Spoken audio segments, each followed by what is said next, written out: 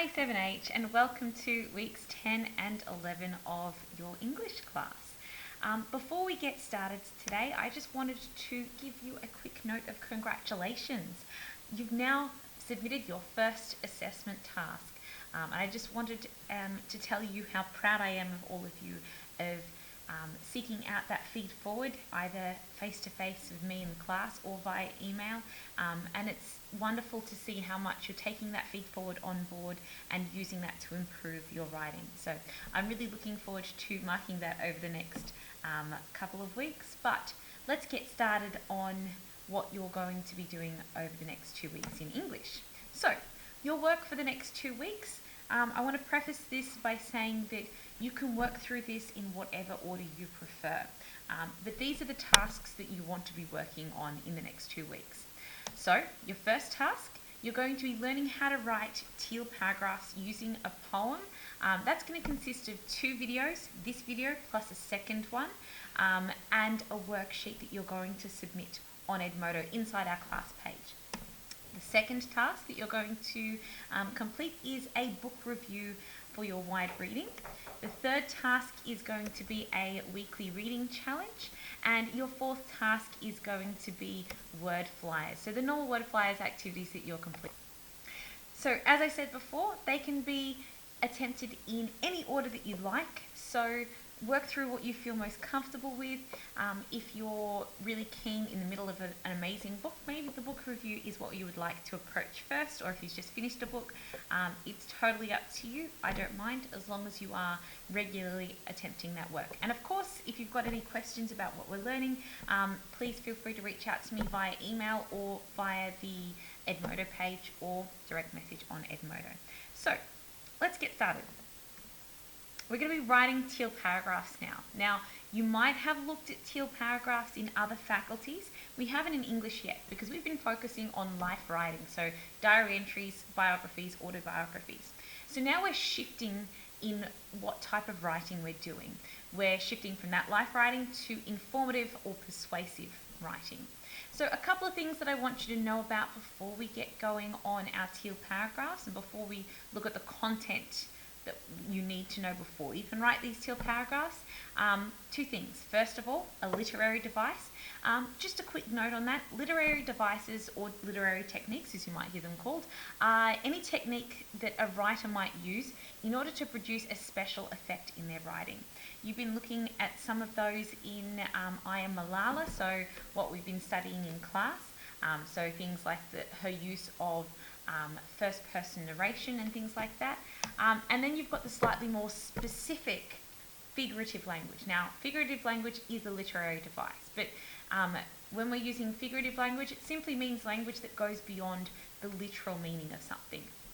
So this includes things like metaphors, simile, and personification, which you're probably familiar with, but I'll go over in a moment. And essentially all those are examples of non-literal language. So for example, literal language is Miss Arnold has curly hair. Of course, there's nothing to be interpreted further. Or you might like to say Miss Arnold has a mane of corkscrews. Now, I don't literally have corkscrews in my hair. That's just a way of representing the fact that my hair is very curly, which you can't see at the moment because it's tied up. Now, we're going to be looking at a poem today, and that poem connects us back to I Am Malala through its context. So a quick little reminder, Malala's home was in Mingora. You might remember her talking about Mingora.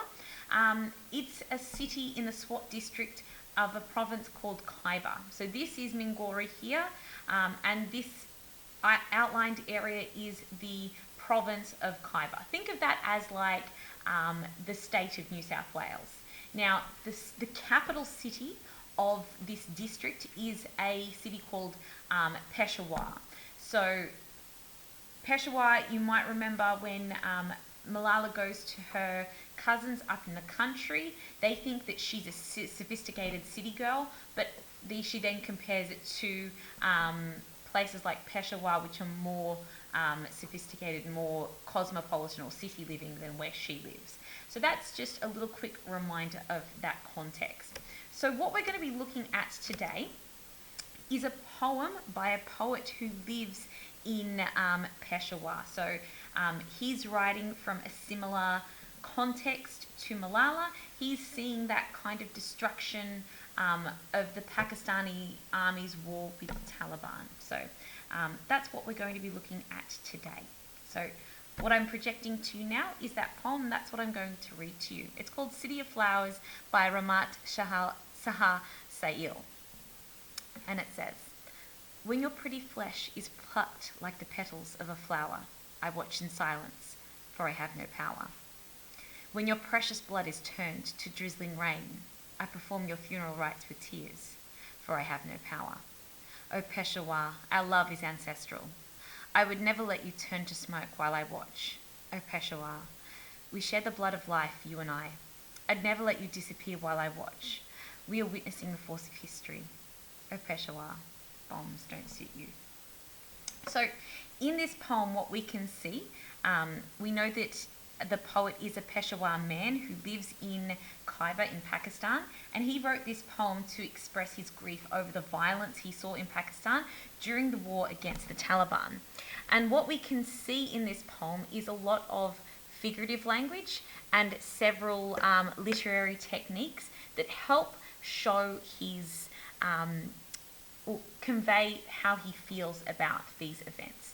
So what you're going to do after you watch this video is you're going to fill out a worksheet that asks you to analyze or unpack some of this figurative language. Now, I'm going to go through that now in the video. So you might find that it's useful for you to pause the video or re-watch this as you approach that, okay? It's just important to me that you're not copying word for word what I say, but I am going to go through this and analyze it for you. So you can see I've got this little bit of a color code down the bottom here where I'm outlining some of the key literary techniques and figurative language that the poet uses. So let's go through this and look at these techniques and have a look at what they mean and how they impact us as a reader. So when we look at this poem, we notice something particular about how the poet's talking about the city of Peshawar. He's often talking to Peshawar as if it is a person. So that is an example of personification. So you can see some really clear examples of personification highlighted in green, but it's kind of addressed throughout the poem. So this use of personal pronouns, so I watch in silence for I have no power, shows us what the poet is doing and how he's feeling, but it's also a way to show that he's talking to the city. So when he says, we share the blood of life, you and I, that's like he's having a conversation. We are witnessing the force of history. So you can see this use of personal pronouns help show that he's having a conversation with the city and that he feels really, really strongly about and he loves his city quite a lot. And that's emphasized through this constant use of personification. So we can see here, when your pretty flesh is plucked like the petals of a flower. So the pretty flesh that he's talking about here would be the city itself. So the buildings, the roads, the gardens, the trees, everything that makes up that city. It's a really negative kind of way of talking about it. So pretty flesh starts off as a really positive connotation, but then when it's followed up with this simile here, plucked like the petals of a flower, that kind of shows us, establishes straight away that this city is being destroyed. And what this does, what this simile does, is it makes us think of the flower, the daisies, when people will often have that little game where they pick a flower and think, does someone like me? He loves me not, or she loves me not, and plucks the petals off a flower. That reminds me and reminds us of that. But when you pull those petals off a flower, you're destroying it. So it's the same kind of thing here that we're seeing in this simile. That simile and that use of personification shows us that the author, or the poet rather, feels really strongly and loves his city, but he's slowly seeing it pulled apart piece by piece, like pulling petals off a flower. And here we've got this personal pronoun, I watch in silence. This shows that the poet feels really powerless. He wants to do something, but he can't, or he can't stand up to the force of the Taliban. And that's repeated here, for I have no power. And we see this yellow marking is repetition. We see that repeated again and again throughout the poem. And that repetition serves to emphasize how frustrated the poet feels about not being able to stop the Taliban or the impact that they're having on his city. The next line here, when your precious blood is turned to drizzling rain. What might the blood of the city be? Well, the blood is what, it's the inside of a person or an animal, and it's the essential functioning. It helps your body function. So the blood of a city might be everything inside its borders. So I like to think of this, and I see this brings to mind buildings here. So precious blood being turned to drizzling rain. That is personification. Again, the city's being presented as a person. So when it says the blood is being turned to drizzling rain, this is suggesting that the buildings and the parts of the cities that are essential are being destroyed, and it evokes this image, or it creates this image in our mind of buildings that are being bombed and all the debris falling down during those attacks. And, if this were to happen to a person, if a person was to lose part of their body, it would be quite dangerous for them, very painful, and perhaps put their life at risk. So we're seeing the life of the city being put at risk through this action, which is conveyed through that personification. Then in the next line we see, I perform your funeral rites with tears. Now there's a few things going on in this line here. That's that firstly, there's that continuation of personification there, because we only hold funerals for people. And funerals are a point, or the purpose of a funeral is to grieve the loss of someone who's close to us, and to commemorate their lives and help us move forward with that grieving process. Now, cities can't die. Again, you're seeing this personification continue here. So what this poet is saying through this personification, through that funeral rite, is that the Taliban's actions, the war with the Taliban, is killing the city. But we also see some emotive language here, okay? Now, it's possible for poetic techniques or literary techniques to double up. So you might see two or more examples in one line, and that can be very overwhelming, but don't worry too much about that. I'm going to point everything out to you. So this emotive language here, why is it emotive, or how do we know that it's emotive? Emotive language is anything that helps us to understand the emotions of the author or the characters in any piece of writing. So the fact that they're pointing out, the poet's pointing out that he's performing funeral rites with tears, shows us that he's feeling grief. And that's a normal emotion that you'd be feeling at a funeral. So again, this comes back, this use of personification and this use of emotive language comes back to the idea that the poet is grieving for the destruction that he's seeing on his city. And again, that next line there is, for I have no power. That's that repetition that we're seeing throughout the poem. Our next line here, O Peshawar, our love is ancestral. Now, O Peshawar is repeated several times. You would have noticed that when I read through that. But what is that also doing? That's also that continuation of personification. When it kind of reminds me of how someone might say to you, like call your name to you constantly. So like if your parents were calling you, they might say your name again and again. Or when we're talking to someone, we use their name again and again. So that's what is happening here. Now we've got that continuation of emotive language as well. Our love is ancestral. Just that word love evokes very strong feelings, strong emotions there. I would never let you turn to smoke while I watch. So this emotive language here is a really defiant statement. What he's saying there is that despite the fact that he feels he has no power, I'm still here and I'm still trying to do everything because I love you, the city, so much. The next line, O Peshawar, we see that repetition of the name. We share the blood of life, you and I. So this, we share the blood of life, this is a metaphor. What that metaphor is suggesting is that who do you share blood with?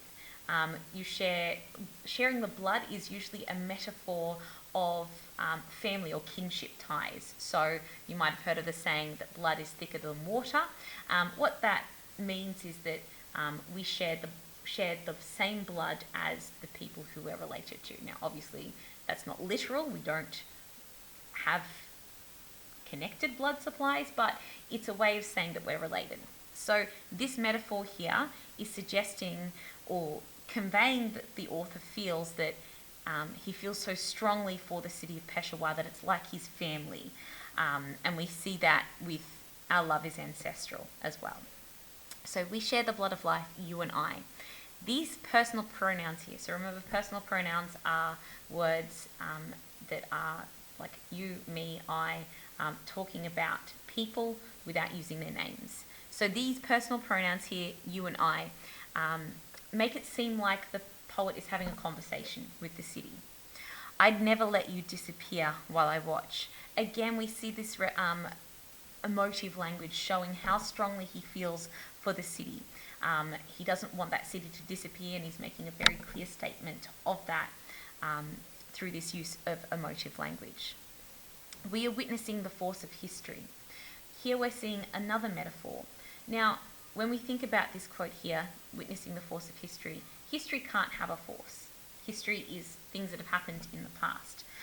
But what this is suggesting to us is that this word force here is quite a strong word, and it helps us understand the violence that is that's happening in this city at the time. So by this use of the metaphor, the force of history shows us how violent this war is that is unfolding in Peshawar. And then we've got the last line here. Oh Peshawar, bombs don't suit you. This last line here is really, really touching. We've got this return to personification, or a really clear example of personification. And it's kind of like the author is saying, this outfit doesn't suit you, that colour doesn't look good on you, bombs don't suit you. So this is this continuation of personification where the city is wearing something. What they're wearing are the bombs of the Taliban, the bombs of the army as this war unfolds. And this author, this poet is using this personification to say that peacetime is what Peshawar should have and should be known for, because that is when the city is most beautiful.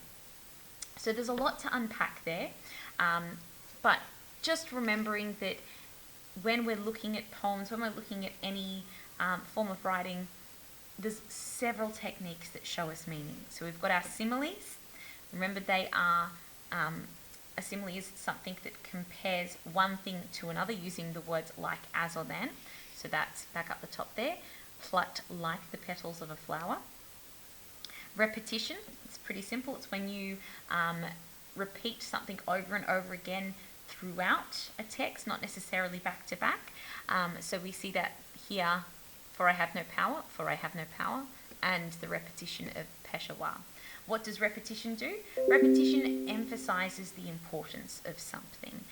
So we're seeing here that repetition is emphasizing the fact that the poet feels powerless to stop the Taliban. He's just one person, and emphasizes the fact that, or emphasizes the feeling that he's talking to the city as if it were a person. We've got a lot of emotive language throughout this poem, and that emotive language helps us understand how the poet is feeling, the fact that he is grieving, the fact that he loves his city dearly and he doesn't want to see his city disappear. The use of personal pronouns makes it seem like the poet is talking directly to the city, which helps with that sense of personification. The fact that the city is portrayed as if it is a person in this poem, when we know that it's not. and of course the use of metaphor here. So metaphor is where you're comparing the qualities of one thing to another. So it's similar to a simile, but the words like, as, or then aren't present. So if you see something that can't be literally the case, so for example, we share the blood of life, you can't literally share the blood of life, and if the words like, as, or then are absent, then that's a pretty good sign that that's probably a metaphor. So now that we've analysed this poem, you've got a worksheet that follows on from this. What you need to do now is fill out that worksheet, complete it, and then submit that to the assessment pane on our class page. Any questions with that, please feel free to email me. Otherwise, happy learning.